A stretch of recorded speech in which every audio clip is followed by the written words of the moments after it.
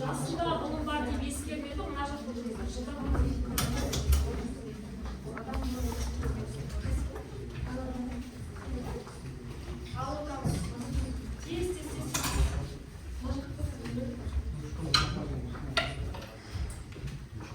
Жасында қылып таппай мақтанба, ары қарай қалай. Орын таппай мақтанба, бес нәрсеге асық бол, бес нәрсеге қашық бол. Барға мына жақта ше, жасында ғылым бар деп ескермедім, пайдасын көре тұра тексермедім, ары қарай жалғастырыңыз. Ежелде соң түспеді ұсыма, мезгілмен кеш сермедім. Кімнің өлеңдері? Абайдың өлеңдері. Жақсы балалар. Осы ше? Онда ağzını tutsun. Çok oturabiliriz, ben ağzı yapalım. Oturabiliriz. Ben şimdi. Жақсы балалар, бүгінгі дәйексізге назар аударайық. Көкіректе сәулесі жоқтың, көңілінде сенімі жоқ дейді. Көкірек не екенін білесіздер ма? Көкірек көзі дегенді мына жоғарыға беріп қойын. Алдын қаптаған дәйек сөзі мынау, иә? Сөзі тұрақсыз кісінің есі төмен, жүзі төмен дейді, иә. Бүгін бізде сіздерді ой шарттарымен түсіндіріп алайын. Мына жерде мыналар нелер? Пазлдар, иә? Осы пазлдарды ашу арқылы, рет-ретімен ашу арқылы сіздер астындағы берілген тапсырманы естейсіздер. Орындайтын боласыздар, иә. Міне 3 пазл, 4-шісін ең соңында ашатын боламыз. Сіздерге егер досыңызға қоңырау шалатын болсаңыз, шаласыз, көмек ретінде мынау интернетке жүгінем десеңіз, жүгіне аласыз. Залдан көмек сұрайын десеңіздер, көмек сұрай аласыздар. Тек минус ұйыспайларыңыз не істейді? Шегеріледі.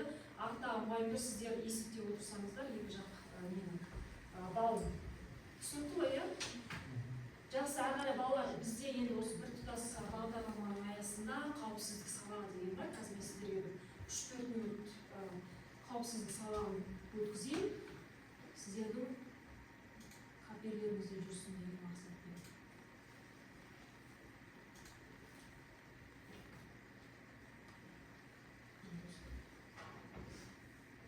Қазіргі заманда смартфондар мен әлеуметтік желілер өміріміздің бір бөлшегіне айналып отыр. Еңкейген баладан бастап жасөспірім, үлкен адамдар әлеуметтік желілердің тұрақты қолданушысы болып табылады. Сіз осы әлеуметтік желіде қанша уақыт құртатыныңызды және ол сізге, жас ұрпаққа қандай зиян әкеліп жатқанын ойланып көрдіңіз бе? 2019 жылғы статистика бойынша елімізде әр адам орта есеппен 255 минут уақытын, яғни күніне әр адам 4 сағат 15 минут уақытын осы әлеуметтік желіде өткізген екен. Бұл тек 2019 жылға ғана зерттеу. Қазір 2022 жылы бұл көрсеткіш көтерілмесе, түспегенін мен мол сеніммен айта аламын. Ал енді осы әлеуметтік желілердің өмірімізге, психикамызға қандай зиян тигізіп жатқанын сіздерге айтып өтейін. Ми жұмысының нашарлауы. Біздің миымыз біздің рұқсатымызсыз ақпараттарды жинай береді. Ал енді әлеуметтік желідегі бітпейтін ақпарат, жаңа сурет, инстаграмдағы посттар, кім лайк-посты, осының бәрін біздің миымыз ақпарат ретінде қабылдайды. Бұл дегеніміз адамның зияткерлік қабілетін дамытпайды, керісінше ұмытшақтыққа алып келеді. Және ақпараттық қоқыстың көптігі есте сақтау қабілетін пайдалануға және бір іске толықтай концентрация қоюға мүмкіндік бермейді. Шынайы өмірде адамдармен қарым-қатынас жасай алмау. Қазіргі уақытта біз адамдармен көбінесе әлеуметтік желілер арқылы сөйлесеміз. Бұл әрине жақсы. Әлемдегі кез келген адаммен әп-сәтте байланыс жасай аламыз. Бірақ бұл шынайы өмірде адамдармен араласу қабілетін төмендетеді. Тәуелділік. Қазіргі кезде әсіресе жас буын ұйқысынан сұрақ сала әлеуметтік желіні тексереді. Ұйқыға жатар кезде, жолда, автобуста, жұмысқа барарда кез келген жағдайда қолдан телефоны түспейді. Бұл дегеніміз қоғамнан алшақтап телефонға тәуелді болып бара жатырмыз деген сөз. Денсаулыққа зияны. Әлеуметтік желіге тәуелді пайдаланушылар көп қозғалыс жасамайды және соның кесірінен артық салмақ жинайды. Оларға серуенге шығу, спортпен айналысу, достармен көңіл көтеру қызықты емес. Ұйқының бұзылуына алып келеді. Ұйқы кезінде адамның организмі қайта қалпына келеді, тынығады. Адам денсаулығының маңызды бөлігі болып табылады. Әлеуметтік желіні шамадан тыс пайдалану адам ағзасындағы ұйқы жасушаларын зақымдайды. Бұл ұйқының бұзылуына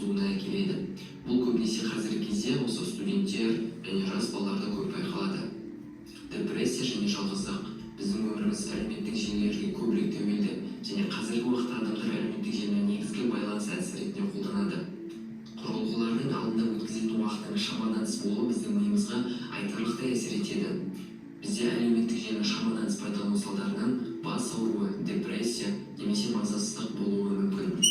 Қазір біз өмірімізді смартфондарсыз елестете алмаймыз. Жаңа технологиялар, әлеуметтік желілер біздің өмірімізді айтарлықтай жеңілдеткен болатын.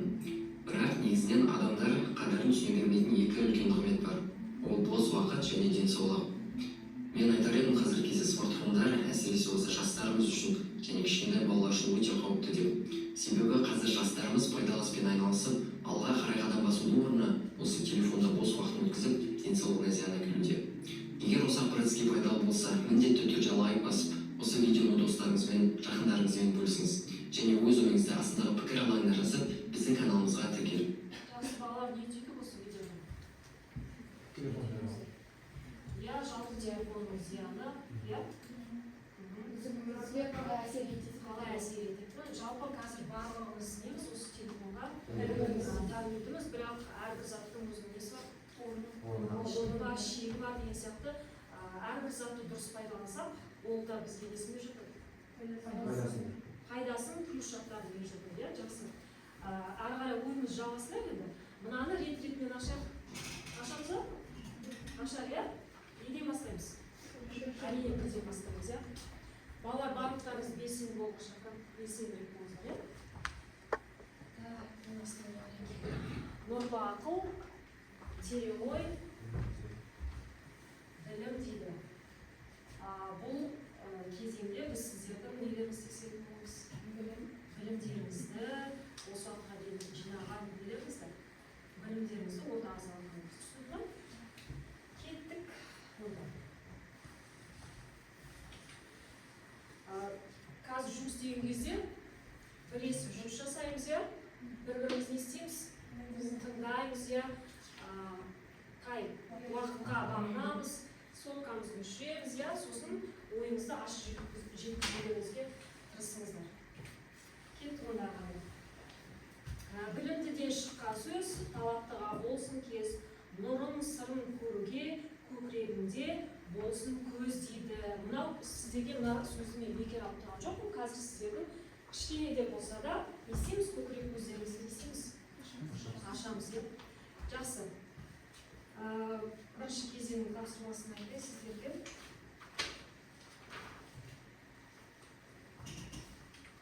Сіздер білесіздер, иә? Көне түріктердің руналық жазуы, иә, біздің заманымызға дейінгі 5-10 ғасырдағы арасындағы түркі тайпалары тасқа қашап жазғанын білесіздер. Алғаш Орхон өзенінің бойынан табылған, тегін білге қаған ескерткіштері түркі халықтарында жазудың ерте пайда болғанының несі дәлелі. Екінші топқа сіздерге төте жазу негізі араб әліпбиі, ислам мәдениетінің таралуына байланысты түркі халықтарының арасында таралды. 1912 жылы біздің кім әліпбиін қалыптастырған? Ахмет Байтұрсынов не істейді? Өзгерістер енгізген. Қазір балалар мен сіздерге мынандай әліпби беремін. Қазір сұрағын оқитын боламын, ашып жасап қараңыздар. Сіздерге өте жазу. 7 жаста, иә? Ал енді мұқият сұрақты тыңдаңыздар. Сұрақ. 1993 жылы президент қаулысымен бекітілген дарынды жастарға шетелде сапалы білім алуға бағытталған бағдарламаны табасыздар да, соны мына қағазға осы әліпбилермен жазасыздар. Түсінікті ме? Түсінікті ғой? Ал келесі сіздерге сұрақ. Ең алғашқы адам және жердің жасанды серігі ғарышқа ұшқан айлақты табасыздар да, мына төте жазуын істейсіздер. Сол айлақтың атын жазуларыңыздар. Міне мына жерде барлығы берілген, иә? Үлкен қылып жазыңыздар, иә? Қағазды пайдаланыңыздар барынша.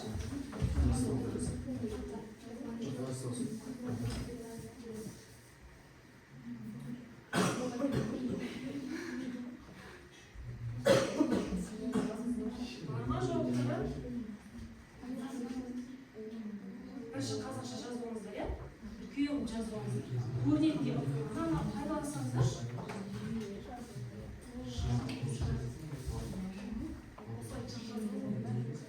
Астына қазақша жазбаңыздар.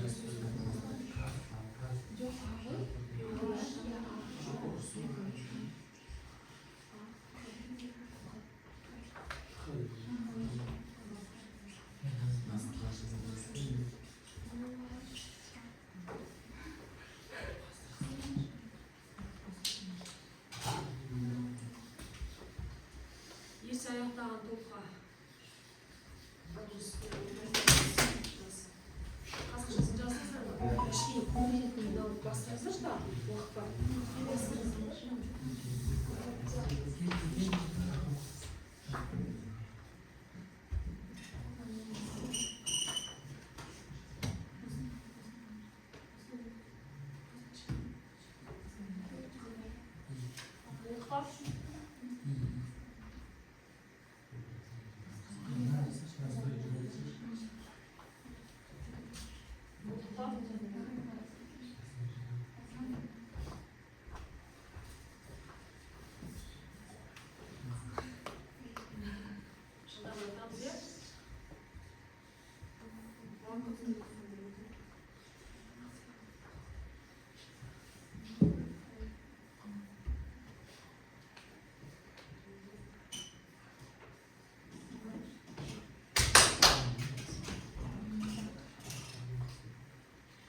Топтан кім жауап береді?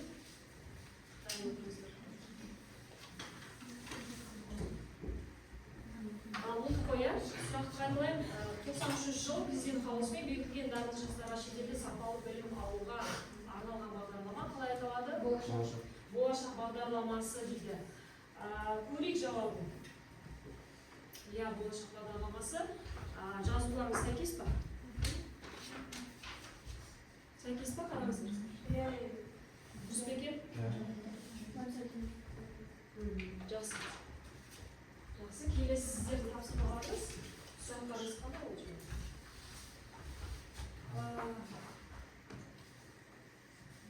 Ең алғашқадан және жетінші жасанды сілкі ғарышқа ұшқан арақ. Байқол дейді, иә, жауаптарыңыз дұрыс. Байқол көрейік. Дұрыс па? Келе ма?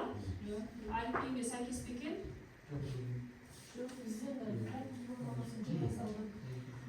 Негізі барлық бар ол жерде. Мұқият қарау. Жақсы, рахмет бала. Келесі, енді мен сіздерге жалпы осы отырған залдағы адамдарға осы қойым деп отыр, тағы бір сұрақ. Келесі бізде мынау ақылдамыз әлі, морзе әріптер дейді. Мынау не? Тере және сызық, тере және нүктеден берген импульсті билер дыбыстар әріптер деп санаймыз. Сіздерге сұрақ жалпы осы залдағы адамдар 1977 жылы Қарағанды хайуанаттар бағында сөйлейтін тіл қызметкерлердің назарын аударды. Осы тілдің лақап аты қалай? Ойланыңыз. 2 минут барлықтарыңыз. Ойланамыз. Жаңағы ұмытып кетпеңіздер. Көмек, интернеттің көмегі, залдан көмек сұраудың көмегіміз. Жалпы барлықтарыңыз. Оқушылар таппаса, онда айымызыр алып кетуі мүмкін. Ойланамыз.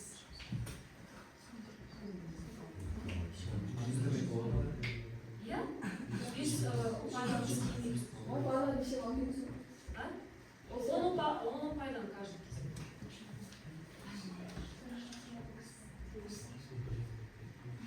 Қағаз алып жасамыз шыдамды. Нұсқалар жазып. Мына әліпбиді пайдаланып отыр. Тез.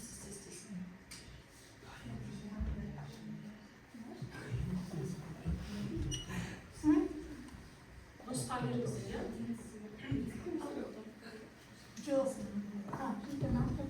Тілдің аты қалай аталады? Жазыңыздар оны бір сервисқа сәйкес тіліміз жауап бар ма? Берейсіздер. Әліпбимен. Нүкте көрмей тұрмыз ғой. Анжекке барып жазып алыңыз. Вот.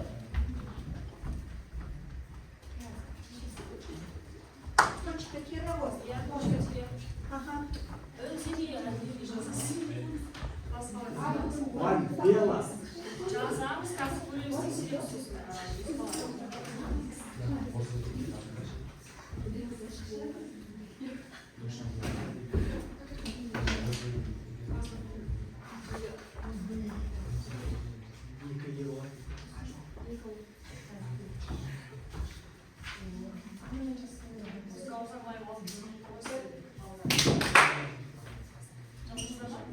Белла дейді.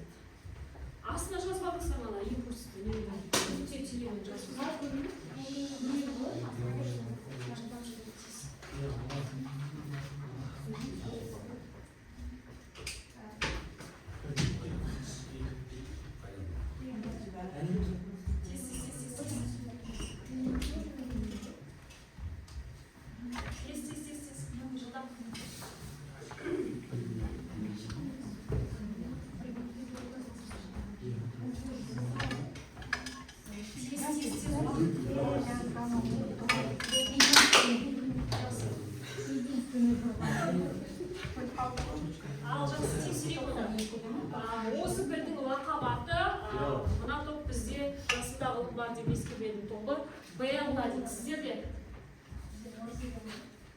Морзе қарпы Морзе бола ма?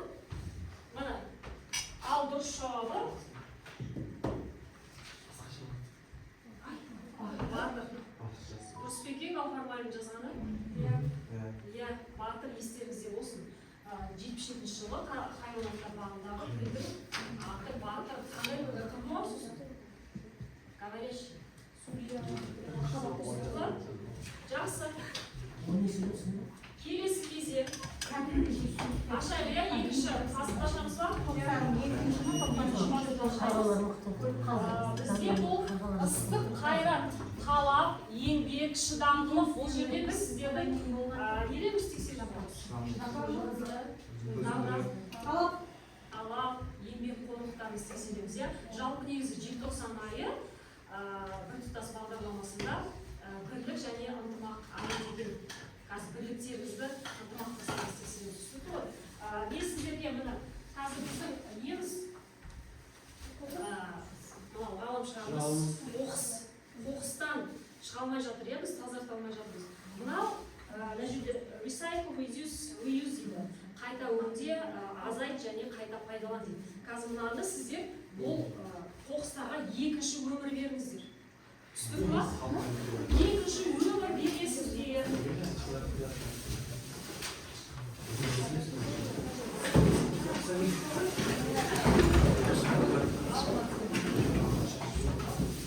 Осыған екінші өмір беріңіздер. 7 минут уақыттарыңызға жаңағы көмектерді ұмытпаңыздар, иә балалар?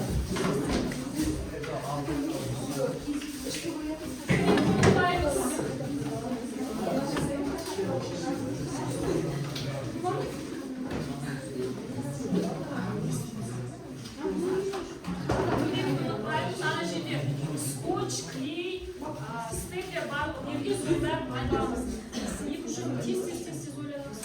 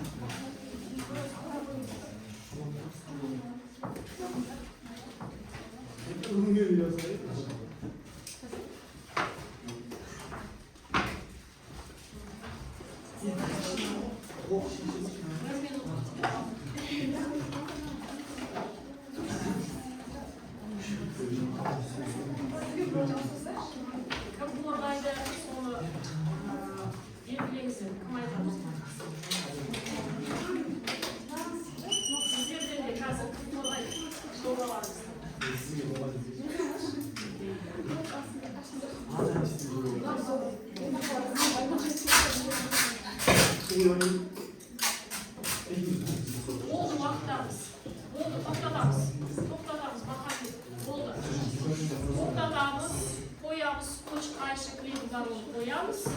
Al, sizlerin жасаған жұмыстарыңыз. Бірінші жұмыс. Бокс не var bu boksun içinde? Ne boks? Новогодний бокс ішінде заттарды салған. Сосын сынбау үшін астына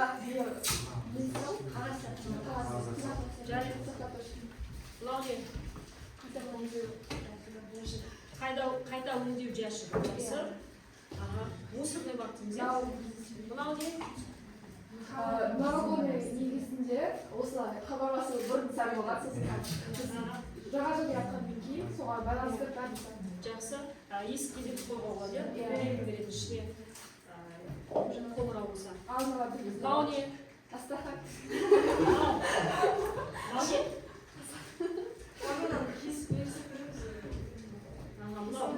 Мынау пайдаланмапсыздар ма? Мына жақта. Кішкене жасалмады, иә? Сіздерде жұмыстарыңыз салмай? Мына скотчты сіздерге клейді не үшін бердік, иә жаңа? Осы жабыстық. Мынау не? Түнгі шам істеуіміз болады. Тоқсыз ба, тоқпен ба? Тоқпен де, сосын қазір зиодовый дегенде бар, иә? Как не бар? Бұл не? Сыңдарыңыздар. Сынды байланыс құралы. Сынды байланыс құралы. Мынау не? Екі адам байланысалар, сенесі балаға Бұл ма? Қазір шығамыз. Иә, бұлада компьютер жасалған. Жақсы балалар, рахмет. Бірақ екінші өмір бер деген кезде біз мынау дүниелер барлығын пайдаланамыз ғой, иә?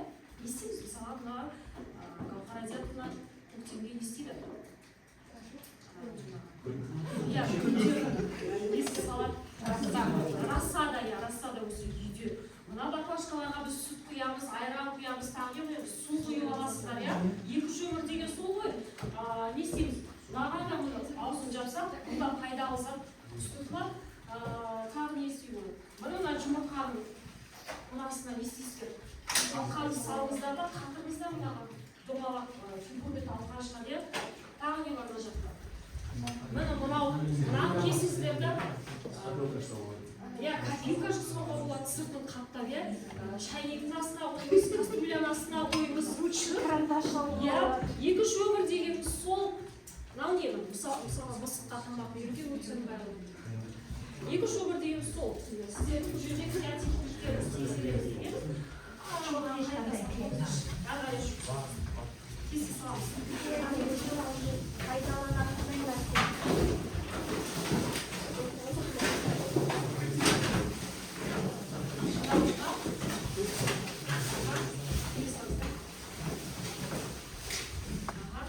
Ал келесі үшінші пазылда шапсыздар, соңғы пазыл 90 кезде. Соңғы пазыл, біз қараңыздар, мына жерде Абайдың несі шығып келеді, жайлап. Жылы жүрек, рақым, махаббат, ұят, қанағат дейді. Бұл жерде балалар сіздерге бұл бөлімде сіздерге не берген? Хат, сұрақ, иә? Видео сұрақ, сосын жасанды интеллектті сұрақ қойып. Осы таңдаңыздар осының ішінде. Бірінші, сіздер қайсыны білесіздер? Хат па, видео сұрақ па, или жасанды интеллектті сұрақ па? Хат, иә? Сіздерде? Жасанды интеллект, жақсы. Хат болса, ашылмаған, бірақ бұған қандай сұрақ жасадыңыз болып қалды.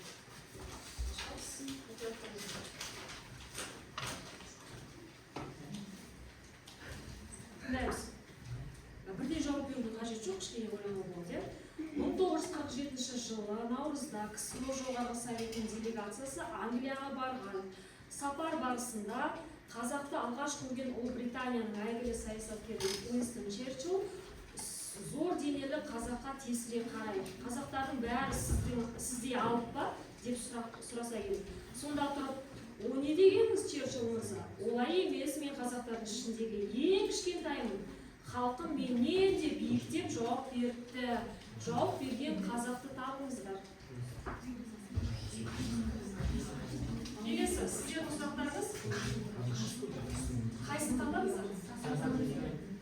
Жасанды интеллект. Алтындаймыз жасанды интеллект сұрақтарыңыз.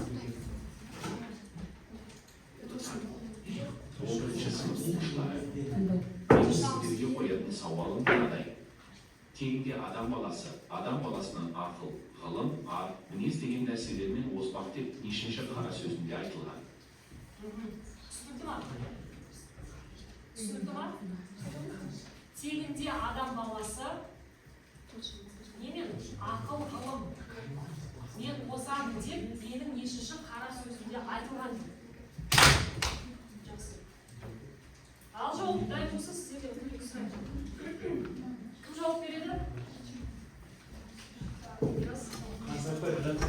Жақсы. Қаныш Сәтбаев. Қаныш Имантайұлы Сәтбаев осылай жауап берген, иә? Сіздер Қаныш Сәтбаевтың шын есімін білесіздер ме? Қаныш па? Кім?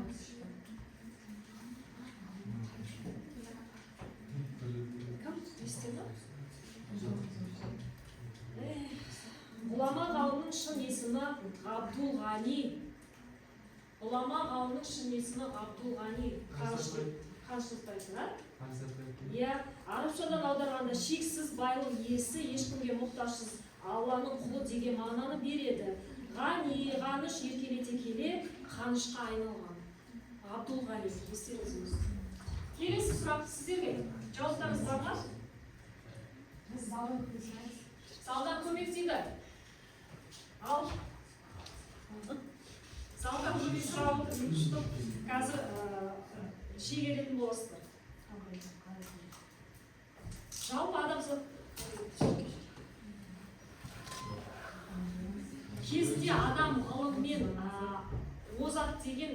нешінші қара сөзінде дейді. Ғылым біліммен озат деген айтылған сөз, нешінші қара сөзінде дейді. Неше қара сөз бар? Енді 45-ші.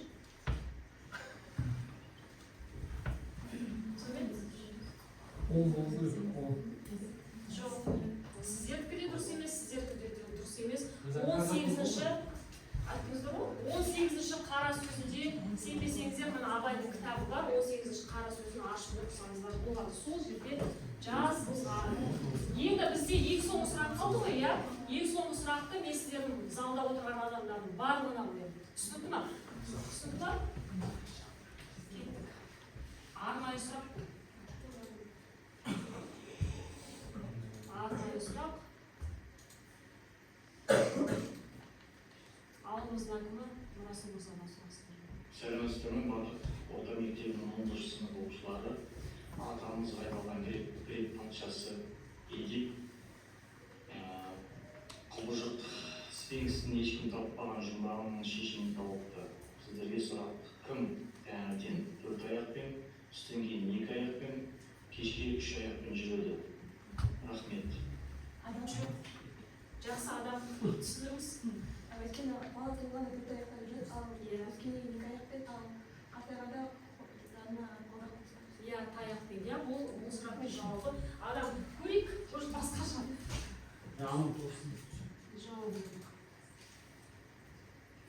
Жауабы: адам баласы бірінші жорғалайды, ересек кезінде 2 аяқпен жүреді, ал қартайған шағында таяқпен жүреді.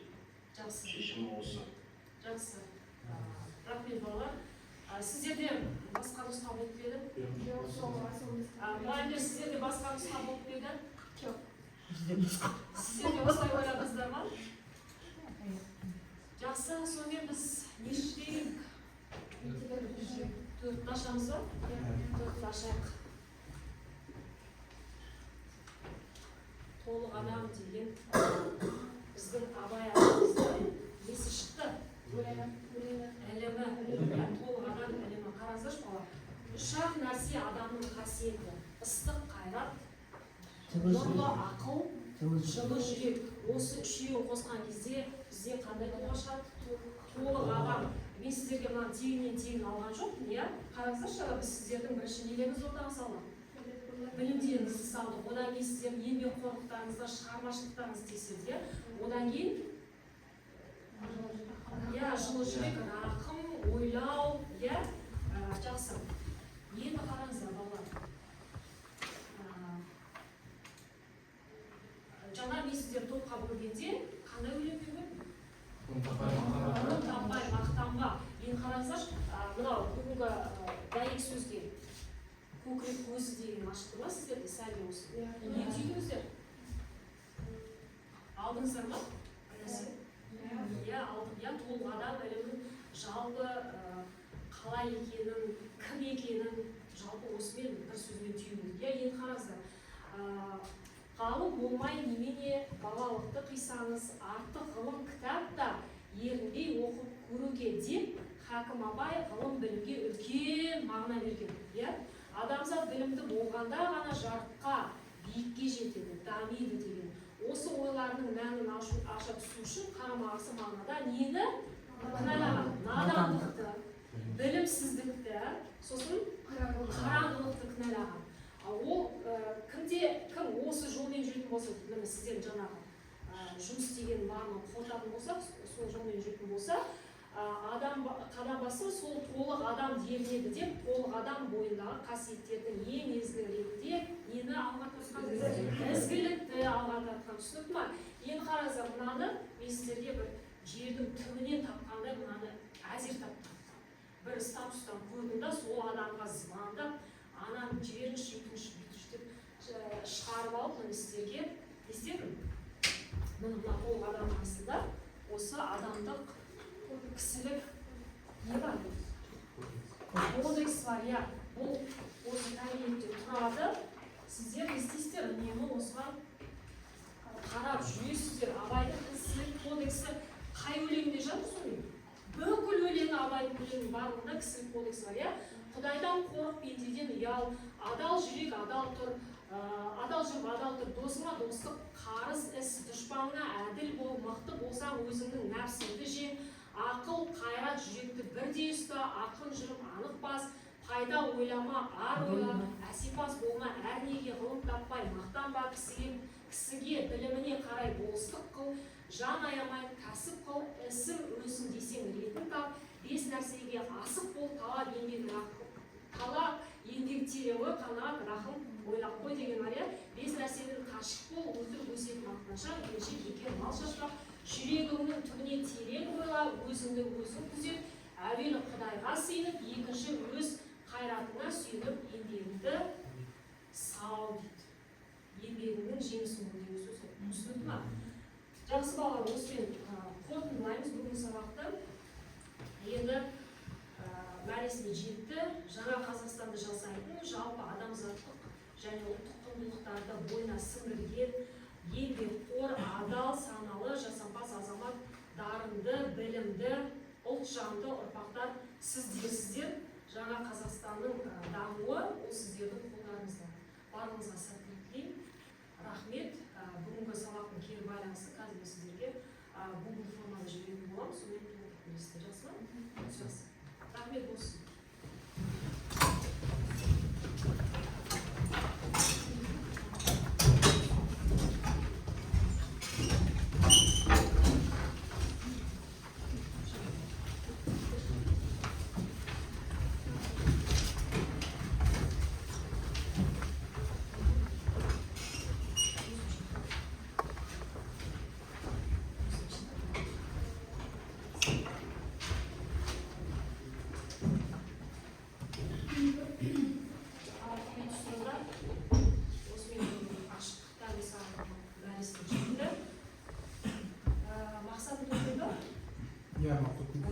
Ұлы ақын мұрасы арқылы оның бұл адам туралы тағылым естелікшіларға адамды сүю, оны құрметтеу, адамгершілігі, ісімдіктерді ету, соның негізінде жаңағы дамыған тұлға болып қалыптасуына ықпал жасау, өзін-өзі тануларына бірін-бірі тәрбиелеуге ықпал ету, оқушылардың бір-біріне сыйластық, өзге ұлт өкілдерінің салт-дәстүрлерін құрметтеуге мән беру, Абайдың қара сөздері арқылы қайрат, ақыл, жүрек ғылымының адам өмірінде алатын орнын білуге, адамның ішкі жан дүниесін түсінуге, өз бойларында осы қасиеттерді болу үшін күресе білуге қара сөздердің мәнін тауда сөйлеу дағдыларын қалыптастыру болады.